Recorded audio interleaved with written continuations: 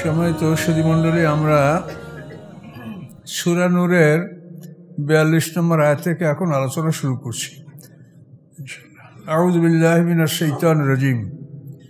ওয়ালিল্লাহি মুলকুস সামাওয়াতি ওয়াল আরদ ওয়া ইলাল্লাহিল মাসির। আকাশ পৃথিবীর সার্বভৌমত্ব আল্লাহর এবং সকলের প্রত্যাবর্তন আল্লাহর কাছে। খুব সোজা কথা, এর মধ্যে আর তাফসীরের কিছু নাই। আলাম তারা আন্নাল্লাহ ইউজি সাহাবান, আপনি কি দেখেন না, আপনি কি জানেন না হে রাসূল। রাসূলকে সম্বোধন করে বলা হয়, কিন্তু সমস্ত উম্মত আমরা মুখাতাব, আমাদেরকেই বলা হয় সবাইকে, যে আপনি কি দেখেন না যে নিশ্চয়ই আল্লাহ তাআলা মেঘগুলি পরিচালনা করেন। সাহাব মানে মেঘ, মেঘমালা, তিনি মেঘমালা পরিচালনা করেন। সুম্মা ইউআল্লিফু বাইনাহু, এরপরে তিনি সেগুলিকে একত্রিত করেন, বিভিন্ন অঞ্চলের মেঘগুলি একত্রিত হয়। সুম্মা ইয়াজআলু রুকামান, তারপরে সেগুলিকে স্তরে স্তরে সাজানো হয়। ফাতারাল ওয়াদকা ইয়াখরুজু মিন খিলালি, আপনি দেখতে পাবেন যে তার মাঝখান থেকে বৃষ্টি বের হয়ে আসছে। মেঘগুলো কিন্তু ফাঁকা ফাঁকা থাকে। তো ওয়ায়ুনাজ্জিলু মিনাস সামাই মিন জাবালিন ফিহি মিন বারাদিন, আর আকাশ থেকে আল্লাহ তাআলা পাহাড় বর্ষণ করেন, অর্থাৎ পাহাড় সমূহ তিনি শিলা বর্ষণ করেন, ভারী ভারী শিলা। ফিহা মিন বারাদিন, এবং এই শিলাগুলির মধ্যে থাকে প্রচুর শীতলতা, ঠান্ডা। ফায়ুসিবু মাইয়াশা, আল্লাহ যাকে ইচ্ছা করেন তাকে ওই শিলা আঘাত করে। ওয়াইয়াসরিফু আম্মা ইয়াশা, এবং যার থেকে আল্লাহ ফিরিয়ে রাখেন সেটা আল্লাহর ইচ্ছা, তার থেকে আল্লাহ শিলা দূরে রাখেন, সেই শিলার দ্বারা আঘাতপ্রাপ্ত হয় না। ইয়াকাদু সানা বারকি ইয়াযহাবু বিল আবসার, মনে হচ্ছে যেন বিদ্যুতের উজ্জ্বলতা তাদের চক্ষুগুলি নিয়ে যাবে, কেড়ে নিয়ে যাবে, চোখের দৃষ্টিশক্তি কেড়ে নিয়ে যাবে। আসলে বিদ্যুতের আলো এরকম ভয়ঙ্করই মনে হয় যে চোখের আলো মনে হয় কেড়ে নেবে। এখানে আল্লাহ তাআলা মেঘমালা সম্পর্কে বলছেন যে এই মেঘগুলি আল্লাহ তাআলা পরিচালনা করেন, এগুলিকে আল্লাহ তাআলা একত্রিত করেন, তারপর স্তরে স্তরে সাজান এবং তার ভিতর থেকে বৃষ্টি বেরিয়ে আসে। মেঘকে বলা হয়েছে মানে শিব, মানে চালুনি, এ থেকে খুব ছোট ছোট ফোঁটা দানা বের আসে, এবং কখনো কখনো আকাশ থেকে পাহাড় সম বড় বড় খণ্ড, মানে যেটাকে বলা হয় শিলাখণ্ড, এটা অনেক সময় অবতীর্ণ হয়। এখন পৃথিবীতে দেখেন বিভিন্ন দেশে এত পরিমাণ শিলা বর্ষিছে যে শহর বন্দর একেবারে অচল হয়ে যাচ্ছে। এগুলো কিন্তু আকাশ থেকেই বর্ষিত হয়। তো এই শিলাগুলির দ্বারা আল্লাহ কাউকে আঘাত করেন এবং কাউকে আঘাত থেকে আল্লাহ রক্ষা করেন। এবং আল্লাহ বলছেন যে বিদ্যুতের আলো এমনই উজ্জ্বল যে মনে হচ্ছে যেন মানুষের দৃষ্টিশক্তি কেড়ে নেবে। এগুলি সব আল্লাহর কুদরত। আল্লাহ তাআলা সমুদ্রের লবণ পানির থেকে জলীয় বাষ্প আকারে এই পানিগুলি শূন্যে তোলেন। কোটি কোটি টন পানি, জলীয় বাষ্প, শুধু কিছুই না, বাতাস। এবং এই জলীয় বাষ্পকে যখন আল্লাহ তাআলা বৃষ্টিতে রূপান্তর করতে চান, তখন শুধু একটা ঠান্ডা বাতাস তার সাথে লাগিয়ে দেন, আর কিছু না। ঠান্ডা বাতাস স্পর্শ করলেই ওটা পানির আকার ধারণ করে ঝরঝর করে নিচে পড়তে থাকবে। কি এক কুদরতের নিশানা! এরপর আল্লাহ বলেন ইউকাল্লিবুল লাইলা ওয়ান নাহার, আল্লাহ তাআলা দিবারাত্রিকে পরিবর্তন করেন, মানে এখন দিন আবার রাত, আবার রাত আবার দিন। এই যে দিনের পরে রাত, রাতের পরে দিন, এটা পরিবর্তন। আল্লাহ বলেন এই পরিবর্তনটা আল্লাহই সাধন করেন। ইন্না ফি যালিকা লাইবরাতাল লিউলিল আবসার, নিশ্চয়ের মধ্যে রয়েছে উপদেশ জ্ঞানীদের জন্য, চক্ষুষ্মান ব্যক্তিদের জন্য। তো জ্ঞানীরা এগুলা বুঝতে পারে যে কিভাবে আল্লাহ তাআলা এই দিবারাত্রি সৃষ্টি করেছেন এবং কিভাবে দিবারাত্রির মধ্যে আমাদের সময়টাকে বন্টন করেছেন। আল্লাহ বলছেন তোমাদের দিনকে করেছি আমি উপার্জনের জন্য। এই জন্য আল্লাহ তাআলা ফজর থেকে জোহর পর্যন্ত এই সময়টা কোনো নামাজ ফরজ করেননি। আর বলেছেন রাতকে করেছি তোমাদের ছুটি, বিরামের জন্য, বিশ্রামের জন্য। এই জন্য এশার পরে ফজর পর্যন্ত আল্লাহ তাআলা কোনো নামাজ ফরজ করেন নাই। এখন যদি আপনি ওভার ডিউটি করেন সেটা আপনার ব্যাপার, কিন্তু আল্লাহ কিন্তু এই সময়ের মধ্যে কোনো নামাজ ফরজ করেন নাই। এভাবে আল্লাহ তাআলা সঠিক সময়কে বন্টন করে দিয়েছেন। কথা বুঝতে পারছেন? কাজে এই আল্লাহর যে বন্টন, এটা আল্লাহর কোনো ভুল নাই, বা আল্লাহ আর কারো কাছ থেকে শিখে নেবেন এরকম কোনো প্রয়োজন নাই। কাজে এই ক্ষেত্রে আমরা ওই 50 ওয়াক্ত নামাজের হাদিসটাকে আমরা অগ্রাহ্য করছি, যেটা কোনোভাবেই এটা যুক্তিসঙ্গত নয় যে আল্লাহ তাআলা তার বান্দার উপরে 50 ওয়াক্ত নামাজ ফরজ করবে। এটা কি রকম কথা বলেন তো? আপনি 24 ঘন্টায় যদি ঘন্টায় 2 ওয়াক্ত নামাজ পড়েন, তো আপনি 24 ঘন্টায় 48 ঘন্টা নামাজ পড়বেন, তারপরেও 2 ওয়াক্ত বাকি থাকে। তাহলে দিবারাত্রিতে আপনাকে যে আল্লাহ বলেন তোমার জন্য দিনকে করছি ছুটি, রাত করছি বিশ্রাম, এই কথা আল্লাহ বলে আবার কি আল্লাহ সেই কথা উল্টো করে নিয়ে গেছেন?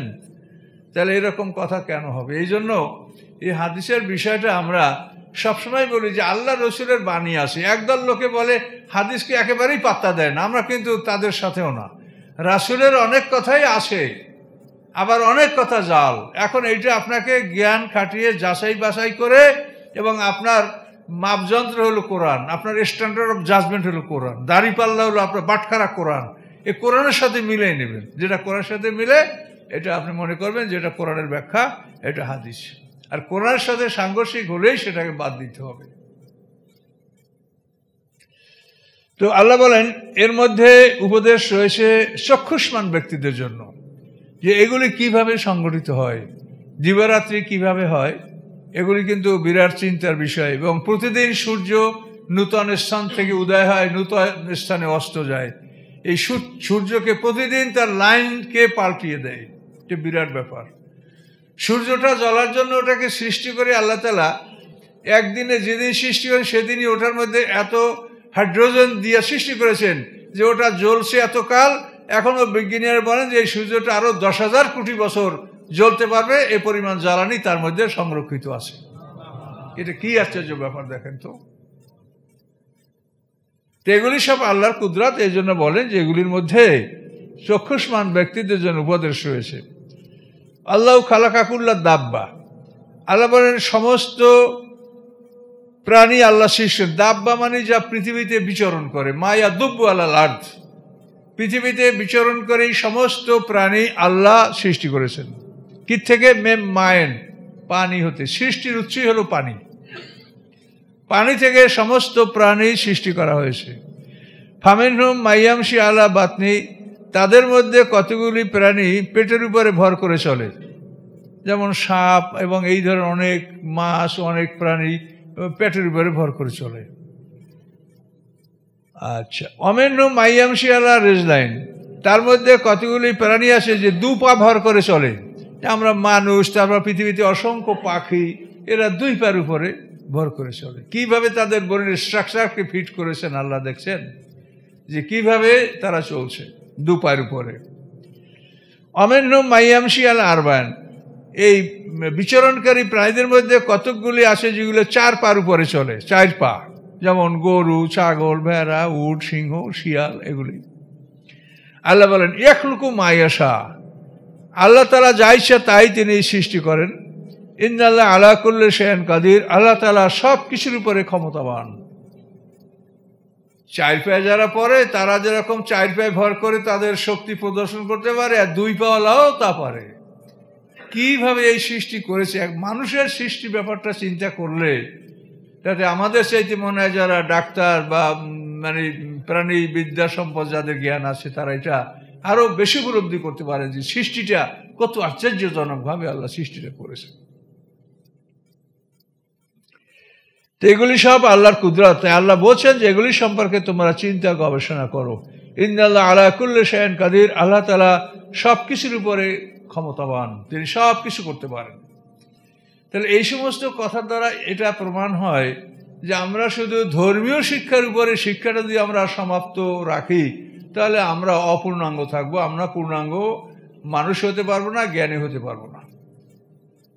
ধর্মীয় শিক্ষাটা একটা দিক, এছাড়া পৃথিবীর অন্য যত শিক্ষা আছে সমস্ত শিক্ষাগুলি আমাদের জন্য ফরজে কিফায়া। অন্তত সমাজের কিছু লোক যদি সেই শিক্ষাগুলি না শিখে তা আমাদের সমাজটা অচল হয়ে যাবে।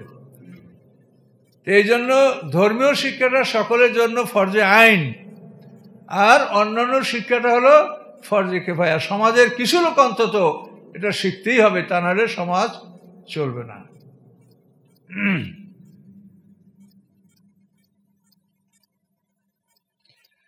লাকাদ আনজালনা আয়াতিন বাইয়িনাত, আল্লাহ বলেন নিশ্চয়ই আমি অবতীর্ণ করেছি উজ্জ্বল আয়াত, উজ্জ্বল নিদর্শনগুলি, স্পষ্ট আয়াতসমূহ। আল্লাহু ইয়াহদি মান ইয়াশাউ ইলা সিরাতিম মুস্তাকিম, আল্লাহ যাকে ইচ্ছা করেন তাকে তিনি সরল পথ দেখান। সরল পথ দেখানোর দায়িত্ব আল্লাহর। ওয়া আলাল্লাহি কাসদুস সাবিল, আল্লাহ বলেছেন ওয়া আলাল্লাহি কাসদুস সাবিল, সরল পথ দেখানোর দায়িত্বটা আল্লাহর উপরে, আল্লাহ দেখাবেন। কাজে আল্লাহর কাছে এটা চাইতে হবে, তাহলে আল্লাহ আমাদেরকে সরল পথ দেখাবেন। এবং আল্লাহর কাছ থেকে সরল পথ, সেটা হলো আসমানি কিতাব। এটাই আল্লাহ বলেছেন, এইটা সিরাতাল মুস্তাকিম। এই কোরআনই হচ্ছে সরল পথ, সিরাতাল মুস্তাকিম।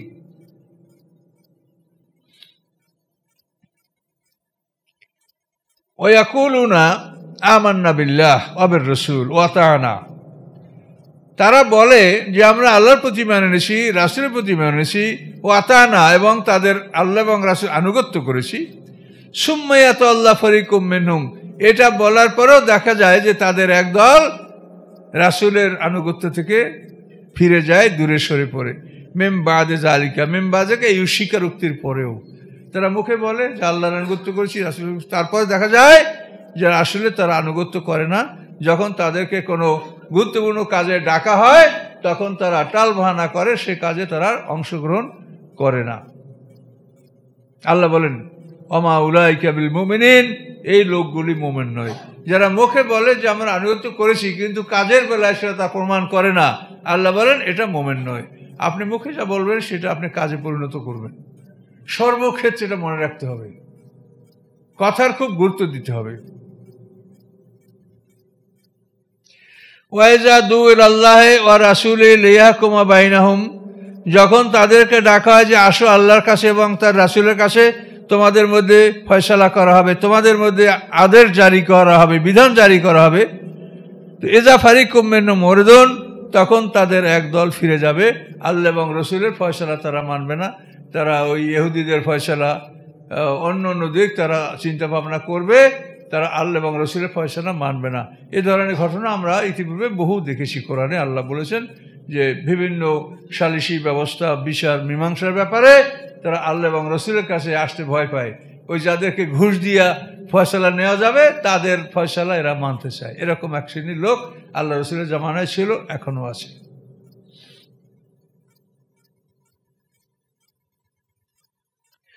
ওয়াইয়াকুল্লামুল হক ইয়াতু ইলাইহি মুযিনিন, এই যে মুনাফিকদের স্বভাব, যদি তাদের কোনো অধিকার থাকে তাহলে সেখানে একেবারে মাথা নত করে চলে আসে। অর্থাৎ যুদ্ধ হয়েছে, এখন যুদ্ধে মুসলমানরা সম্পদ লাভ করছে, তখন ওরা একেবারে অবনত মস্তিষ্কে এসে হাজির হয়, আমরাও তো আপনাদের সাথে ছিলাম। কথা বলতে পারছেন? আল্লাহ বলেন আফি কুলুবিহিম মারাদুন, তাদের অন্তরে কি ব্যাধি, আমের তাবু, অথবা তারা কি সন্দেহ করে আল্লাহ এবং তার রসুলের আদেশ বাণীগুলি? তাহলে তারা এরকম কেন করে? আমিয়া খাফুনা আইয়াহিফাল্লাহু আলাইহিম ওয়া রাসূলু, অথবা তারা কি ভয় করে আল্লাহ এবং আল্লাহ রসুল তাদের উপরে জুলুম করবেন, ন্যায় বিচার করবেন না? কি কারণে তারা এরকম করে? এটা মুনাফিক চরিত্র আর কি, মুনাফিকদের কথা বলা হচ্ছে। বাল উলাইকুমুজ জালিমুন, বরং এই সমস্ত লোকগুলি জালিম, এরা প্রকৃত মুমিন নয়। যাদের এরকম অবস্থা তারা প্রকৃত মুমিন নয়। মুমিনদের চরিত্র কিরকম হবে? আল্লাহ বলেন ইন্নামা কানা কাউলাল মুমিনিনা, মুমিনদের কথা হবে এরকম, এজা দু ইলাল্লাহি ওয়া রাসূলিহি লিয়াহকুমা বাইনাহুম, যখন তাদেরকে আল্লাহ এবং রাসূলের প্রতি ডাকা হবে যে তাদের মধ্যে আল্লাহ এবং রাসূল এর মাধ্যমে ফয়সালা করে দেওয়া হবে, অর্থাৎ কোরআন ও হাদিসের মাধ্যমে তাদের মধ্যে ফয়সালা করে দেওয়া হবে, তখন মুমিনদের বৈশিষ্ট্য হবে আইয়াকুলু সামি'না ওয়া আতা'না, তারা বলবে আমরা শুনলাম, আমরা মানলাম, এটা তারা বলবে। কিন্তু মুনাফিকরা বা যাদের অন্তরে কপটতা আসে তারা কিন্তু আল্লাহ এবং রাসূলের ফয়সালা তারা মানতে চাবে না, এই ফয়সালাকে তারা কঠিন মনে করে। তো আল্লাহ বলেন সামি'না ওয়া আতা'না বলবে মুমিনরা, উলাইকুমুল মুফলিহুন, এবং এই কথা যারা বলবে, এভাবে যারা আনুগত্য প্রকাশ করবে তারাই জয়যুক্ত হবে। আমাইয়াতিল্লাহ ওয়া রাসূলুহু ওয়া ইয়াখশাল্লাহ ওয়া ইয়াত্তাকিহি ফাউলাইকুমুল ফাইজুন, যারা আল্লাহর আনুগত্য করবে, যারা রাসূলের আনুগত্য করবে, যারা আল্লাহকে ভয় করবে এবং তাকওয়া অবলম্বন করবে, তারাই হবে জয়যুক্ত। তাহলে পরীক্ষায় পাশ করার জন্য আল্লাহর আনুগত্য, রাসূলের আনুগত্য, আল্লাহকে ভয় করা, তাকওয়া অবলম্বন করা, এগুলি অবলম্বন করলে তারা জয়যুক্ত হবে। হাসরের ময়দানে আমরা পাশ করতে হলে এই সমস্ত গুণের অধিকারী আমাদের হতে হবে। আল্লাহর আনুগত্য, রাসূলের আনুগত্য। তো আল্লাহর আনুগত্যের ব্যাপারে দুশ্চিন্তা করবেন না, সেটা আল্লাহ তো বলে দিয়েছেন, মাইয়ুতির রাসূলা ফাকাদ আতাল্লাহ। আল্লাহ বলছেন যে রাসূলের আনুগত্য করলেই আমার আনুগত্য হয়ে যাবে, এটা আল্লাহ বলে দিয়েছেন। এখানে আপনার কোনো দুশ্চিন্তার কারণ আছে যে আল্লাহর আনুগত্যটা আমরা কেমন করে করব, সেটা কিন্তু আল্লাহ বলে দিয়েছেন। তাকওয়া শব্দটা কিন্তু কোরআন শরীফে বারবার আসতেছে। তাকওয়া মানে কি? এই যে রাস্তায় বৃষ্টি হয়েছে না, এখন আপনি কি কাদার মধ্যে জুতো নিয়ে নামবেন? আপনি দেখেন যে শুকনো আছে কোনখানে, ওইখান থেকে আপনি পার হয়ে যাবেন, যে আপনার পায়ে কাদা না লাগে, জুতোটা নষ্ট না হয়। এইটার নাম তাকওয়া। মানে আপনি বেছে বেছে আপনি ভালো পথে অগ্রসর হবেন, যেন খারাপের মধ্যে আপনি না ঢুকেন। তাকওয়া মানেই সতর্কতা, সবসময় যে আমি সতর্কভাবে চলবো, সতর্কভাবে খাবো, সতর্কভাবে তাকাবো, সতর্কভাবে আয় করবো, এটার নামই তাকওয়া। সর্বক্ষেত্রে আপনি সতর্ক থাকবেন, কখনো যেন খারাপ জায়গায় আপনার পা না পড়ে। এই যেমন দেখে দেখে ভালোভাবে চলতে চান, এটা তাকওয়া। আর এভাবে এই যে রোগের কথা এখানে বলা হয়েছে, খবরদার রোগ নিয়ে কেউ কবরে যাবেন না, মারাত্মক অবস্থা। আপনি এখানে চিকিৎসা করে সুস্থ হয়ে কবরে যাবেন। রোগ নিয়ে কবরে গেলে ওপরের যে চিকিৎসা, সে চিকিৎসা বরদাস্ত করার ক্ষমতা নাই, কিন্তু যারা রোগ নিয়ে যাবে ক্ষমতা না থাকলেও তাদেরকে ওই চিকিৎসা গ্রহণ করতে হবে। কথা বলতে পারছেন? কাজে এই জন্য আল্লাহ বলছেন যে আমার কাছে কলবে সালিম, রোগ মুক্ত হৃদয় নিয়ে তুমি আমার কাছে আসবো। ইল্লা মান আতাল্লাহ বিকলবিন সালিম ইয়াউমা লা ইয়ানফাউ মালুন ওয়ালা বানুন। আল্লাহ বলেন সেই দিন মাল এবং সন্তান তোমার কোনো উপকারে আসবে না। আসবে কি? ইল্লা মান আতাল্লাহ বিকলবিন সালিম, যে আল্লাহর কাছে রোগমুক্ত হৃদয় নিয়ে উপস্থিত হয়, সে সেদিন জয়যুক্ত হবে। কিন্তু তোমার মাল ও সন্তান তোমার কোনো উপকারে আসবে না। আপনাকে যখন ডাক দেবে, এই ওঠো, তখন আপনি বলবেন যে আমি তোমাকে 10 কোটি টাকা দেবো, মানে 5 মিনিট সময় দাও, দিবে? বলেন। আপনাকে এখন ডাকে, ওঠো, তোমাকে মালিককে ডাকছে, তখন আপনি বলেন আমি তোমাকে 10 কোটি টাকা দেবো, তুমি আমার 5টা মিনিট সময় দাও, আমার এই একটু আমি বলিয়ে যাই, কি সময় দিবে? তাই যদি না হয় তো এই টাকা কামাই করে কি হবে? তাহলে এত কামাই না করে আপনি অল্পের মধ্যে যা পারেন বা যা না হলে চলা যায় একটু করেন। এগুলো বেশি যত করেন ততই অন্যের, পরের বোঝা ঘাড়ে করা, এটা নিজের বোঝা না। কথা বলতে পারছেন? পরের বোঝা ঘাড়ে বহন করা। ব্যাংকে টাকা রেখে সুদ খাবেন আর অরিজিনাল টাকা জমা রেখে যাবেন কবরে। কাজে এই ধরনের ভুল যেন আপনাদের জীবনে না হয়। বহু মানুষ এমন আছে যারা রিটায়ার্ড করার পরে টাকা পয়সা ব্যাংকে আছে, কিন্তু হিসাব করে তার জাকাত দিচ্ছেন না, নামাজ পড়ছেন, জাকাত দিচ্ছেন না। এটা আমরা আমাদের সাথে যা কিছু সমাজের মানুষের সম্পর্ক আছে তার মধ্যে আমরা, এটা আমাদের কাছে এরকম বহু তথ্য আছে যে লোকটা হজও করছে, নামাজও নিয়মিত পড়ছে, কিন্তু তার ব্যাংক ব্যালেন্স যেটা ছিল এটা সে জাকাত দেয়নি। এরকম যেন কারো অবস্থা না থাকে। খবরদার, আল্লাহর কাছে এই মতো অবস্থায় হাসি মজা যায় না কেউ। ওই টাকা মানে সোনা রূপা, টাকার ভ্যালুয়েশন থেকে, এটা তো একটা কাগজ, ওটা কি লেখা আছে? গভর্নর লিখে দিয়েছে সাহিবে মাত্র মালিককে দিতে বাধ্য থাকিব। তাহলে আপনারও তো কাগজ, ওটা একটা ভ্যালু আছে, সেটা স্বর্ণ, সেটা স্টেট ব্যাংকে জমা আছে। কাজে হাসরের ময়দানে আপনার টাকা ওটা সোনার উপর হইয়া আগুনে সেক দিয়া পোড়া দিয়া তারপরে পিঠে কপালে পাজরে দাগ দেওয়া হবে, আর বলবে এই নাও তোমার টাকা, রাখো, হেফাজত করো, ধরো, লাও। এটা কোরআনে বলা আছে। কাজে এই জন্য খবরদার, টাকা পয়সা জাকাত দেন। এবং মোটামুটি যদি পরকাল বোঝেন তা আমাকে আর শিখাতে হবে না, তা আপনি নিজেই চিন্তা করবেন যে আমি কি করছি, কি কোথায়। আমাকে তো ডাক দিলে যে আমি 10 কোটি টাকা দিয়ে 5 মিনিট সময় আমি নিতে পারবো না, তাহলে আমি কার জন্য টাকাটা কামাই করছি?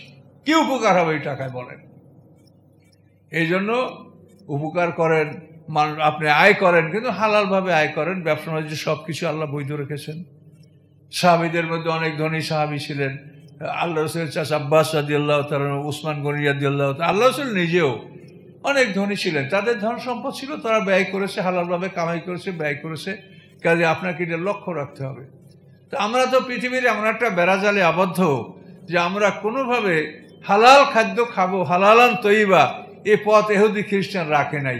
এই পথগুলি তারা আমাদের বন্ধ করে দিয়েছে। এমন কৌশলে পৃথিবীটাকে তারা পরিচালনা করছে, নিয়ন্ত্রণ করছে যে মুসলমানরা, ওরা তো জানে যে ওরা ভেস্তে যাবে না, তো ওদের নিয়ত হলো আমরা ভেস্তে যাব না, মুসলমানরা যাইতে না, ওদেরও দোজখে নিয়ে যাবো আমরা সব। এই জন্য আসলে ওরা আমাদের মধ্যে এমন কৌশলে কাজ করছে।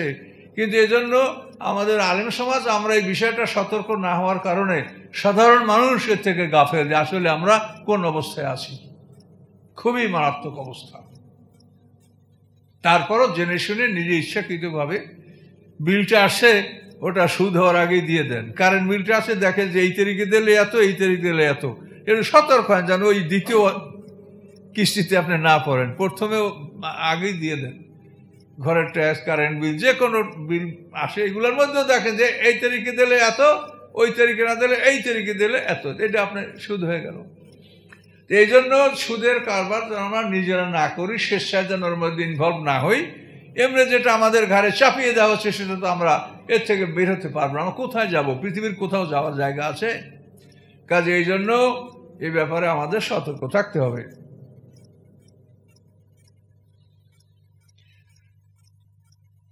ও আকসামু বিল্লাহি জাহাদা আইমানিহিম লায়ান আমারতাহুম লায়াকু রুজুন্না, তারা আল্লাহর নামে কঠিন শপথ করে বলছে যে আপনি যদি হে রাসূল আমাদেরকে আদেশ করেন তা আমরা যা বলবেন তাই, আপনি বলবেন তো আমরা শহর থেকে বের হয়ে যাব। মুনাফিকরা এরকম কথা বলে। এর জবাবে আল্লাহ বলছেন, কুল, আপনি বলে দেন, লা তুকসিমু, কসম করো না, বরং তোয়াতু মারুফা, ন্যায়সঙ্গতভাবে আনুগত্য করো। তোমাদের কিরা কসম করা লাগবে না। কোরআনে আল্লাহ বলছেন যারা কথায় কথায় কসম করে তাদেরকে বিশ্বাস করতে আল্লাহ মানা করছে। ওলা তুদেকুল্লাহ হাল্লাফিম মাহিন, যে সমস্ত মানুষরা হাল্লাফ মানে বারবার হলফ করে, বারবার কসম করে, এরা মিথ্যাবাদী। আপনি যদি সত্যবাদী হন তো আপনার কথা মানুষ একবার বললে এটা বিশ্বাস করবে মানুষ, আর যার কথা মানুষ বিশ্বাস করে না সেই বারবার কসম করে। কাজে বারবার কসম করা মানুষ, এরা সম্ভবত মিথ্যাবাদী। আল্লাহ নিষেধ করছেন এদের আনুগত্য করতে। ইন্নাল্লাহ খাবিরুম বিমা তা'মালুন, আল্লাহ তাআলা তোমাদের আমল সম্পর্কে অবগত আছেন। কুল আতিউল্লাহ ওয়া আতিউর রাসূলা, আপনি বলেন, দেখেন আবার পাতায় পাতায় কথাটা, তোমরা আল্লাহর আনুগত্য করো, রাসূলের আনুগত্য করো। ফাইন তাওয়াল্লাহু ফাইন্নামা আলাইহি মা হুম্মিলা ওয়া আলাইকুম মা হুম্মিলতুম, যদি তোমরা ফিরে যাও তো রাসূলের উপরে উহাই, রাসূলকে ওই ব্যাপারে জিজ্ঞাসিত করা হবে যা তার উপরে চাপানো হয়েছে। ও আলাইকুম মা হুম্মিলতুম, আর তোমাদের উপরে ওটাই জিজ্ঞাস্য যেটা তোমাদের উপরে চাপানো হয়েছে। তার মানে রাসূলের উপরে চাপানো হয়েছে যে সে কোরআনের বাণী তোমাদেরকে পৌঁছে দেবে, এটা তার কাছে জিজ্ঞাসা করা হবে যে আপনি এটা পৌঁছেছেন কিনা। আর আমাদেরকে জিজ্ঞাসা করা হবে যে তোমরা এটার কি জবাব দিয়েছো। মাজা আযাবতুমুল মুরসালিন, তোমরা প্রেরিত রাসূলগণের কথার কি জবাব দিয়েছো, এটা প্রশ্ন সরাসরি। মাজা আযাবতুমুল মুরসালিন, যে রাসূলদেরকে পাঠানো হয়েছে তাদের দাওয়াতে, তাদের আহ্বানে তোমরা কি জবাব দিয়েছো, এটা আমাদেরকে জিজ্ঞাসা করা হবে। আর রাসূলদেরকে বলা হবে ইয়াউমা ইয়াজমাউল্লাহু রাসূলা, যেদিন আল্লাহ সমস্ত রাসূলকে একত্রিত করবেন সেদিন বলবেন মাজা উজিবতুম, তোমরা কি জবাব পেয়েছো, তোমরা দাওয়াতটা দিলা, এর জবাবটা কি পেয়েছো। তখন রাসূলুল্লাহ বলবে ক্বালু লা ইলমা লানা, আমরা জানি না। কত মারাত্মক দেখেন। কেন? ইন্নাকা আনতাল আল্লামুল গুয়ুব, আপনি হলেন গায়েবের ইলম রাখনেওয়ালা। আল্লাহকে বলে আপনি আল্লামুল গুয়ুব, আপনি গায়েব সম্পর্কে জানেন। কাজে ইমানের ব্যাপারটা এটা হলো গায়েব। একটা লোক মুখে বলে যে আমি মোমেন, কিন্তু আসলে সে মোমেন কি না এটা আল্লাহ ছাড়া কেউ বলতে পারে না। এই জন্য রাসূলরা বলবেন যে আল্লাহ আপনি গায়েবের ইলম রাখেন, আমরা জানি না যে কি জবাব আমরা পেয়েছি। এইটা যদি রাসূলের কথা, তাহলে কোন মানুষ কার উপকার করতে পারবে বলেন। এই যে সমাজের মানুষ কি বিভ্রান্তি, কথা বলতে পারছেন। আমাকে কত বুঝাবার জন্য কত লোক কত মেসেজ দেয়, কত নসিহত করে জানেন। খুব নসিহত আমাকেও করে, গায়েব জানে না। তো গায়েব তো আমাকে একটা মেসেজ আমি মাগরিবের পর পড়ছি, আপনার কাছে 10 লক্ষ টাকা যদি একজনকে দিয়ে দেন তো সেই সেটার মালিক হয়ে গেল। আল্লাহ যদি কেউ গায়েব দিয়ে দেয় তো সে গায়েবের মালিক হইতে পারে। কাজে আমাদের হুজুররা তো এরকম আল্লাহর পক্ষ থেকে এটা মালিক হয়েছে। জোরে বলুন না হুজুর। কত শয়তানি বুদ্ধি তাদের মাথার মধ্যে, কথা বলতে পারছে। এই মাগরিব মেসেজ মানে আমাদেরকেও নসিহত করে, নসিহত করা ভালো। তো এই জন্য আপনারা সতর্ক থাকবেন, বেশি বুদ্ধি ভালো না। আল্লাহর কোরআনে সহজভাবে যা বলা হয়েছে ওইটা। আল্লাহ বলছেন লা ইয়ালামু মান ফিস সামাওয়াতি ওয়াল আরদিল গায়বা ইল্লাল্লাহ, আকাশ পৃথিবীর মাঝে যারা আছে তারা আল্লাহ ছাড়া কেউ গায়েব জানে না। এই কিয়ামতের বিষয়টা নিয়ে কত প্রশ্ন কাফেররা করেছে, কিন্তু আল্লাহ বলছেন যে আমি ওটা সময়টা আমার কাছে আছে, আমি ওটা উন্মুক্ত করব না।